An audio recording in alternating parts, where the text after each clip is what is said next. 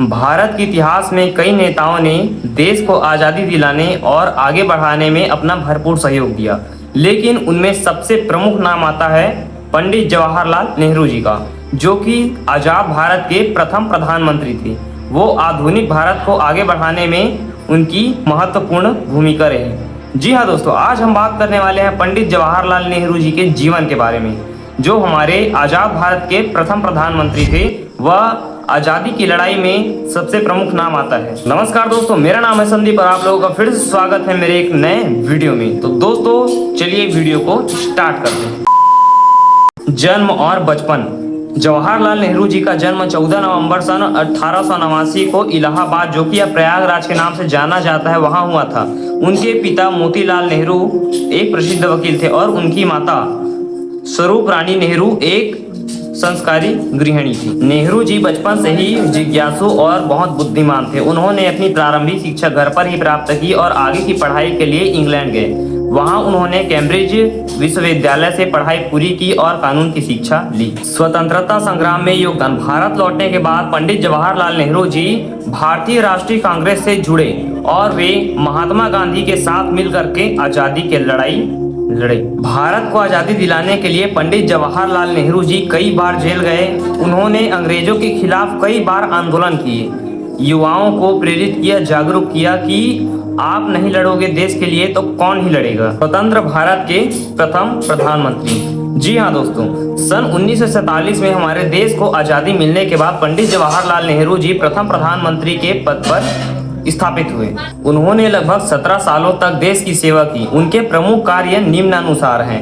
उन्होंने औद्योगिक विकास को बढ़ावा दिया। उन्होंने वैज्ञानिक और तकनीकी संस्थानों की स्थापना की। शिक्षा और लोकतंत्र को मजबूत बनाने में भरपूर काम किया। उन्होंने भारत को एक मजबूत और संगठित राष्ट्र बनाने की दिशा में काम किया। आधुनिक भारत का निर्माण। नेहरू जी को आधुनिक भारत का निर्माता भी कहा जाता है, क्योंकि उन्होंने तकनीकी, औद्योगिकी जैसे अनेक कार्यों को बढ़ावा दिया और आगे बढ़ाया। उन्होंने शांति और पंचशील नीति का पालन किया और भारत को अंतर्राष्ट्रीय स्तर पर एक नई पहचान दिलाई। बच्चों से प्रेम। चाचा नेहरू। नेहरू जी को बच्चों से बहुत ही लगाव और प्रेम था, इसलिए बच्चे उन्हें चाचा नेहरू के नाम से जानते थे। उनके जन्म दिवस 14 नवंबर को बाल दिवस के रूप में मनाया जाता है। नेहरू जी की प्रमुख पुस्तकें। जी हाँ दोस्तों, नेहरू जी ने कानून की पढ़ाई तो की ही, साथ साथ में लेखक की पढ़ाई भी की थी। उनकी प्रमुख पुस्तकें कुछ इस प्रकार थी। Discovery of India, glimpses of world history. ये तो हो गए नेहरू जी के जीवन के बारे में और उन्होंने देश की स्वतंत्रता में कैसे अपना योगदान दिया उसके बारे में। तो चलिए अब बात करते हैं उनके शादी के बारे में। जवाहरलाल नेहरू जी की शादी कमला नेहरू से हुई, जो कि 8 फरवरी सन 1916 में दिल्ली में हुई। विवाह के समय कमला नेहरू की उम्र लगभग 17 साल और जवाहरलाल नेहरू जी की उम्र लगभग 26 वर्ष थी। अब चलिए बात करते हैं कमला नेहरू के बारे में। तो कमला नेहरू एक सरल, सहज और देशभक्त महिला थी। उन्होंने स्वतंत्रता आंदोलन में कई बार अपनी भूमिका निभाई और कई बार जेल की यात्रा भी की। आइए बात करते हैं जवाहरलाल नेहरू और कमला नेहरू के परिवार के बारे में। तो जी हाँ दोस्तों, जवाहरलाल नेहरू और कमला नेहरू की एक बेटी हुई जिनका नाम था इंदिरा गांधी, जो कि भारत की पहली महिला प्रधानमंत्री बनी।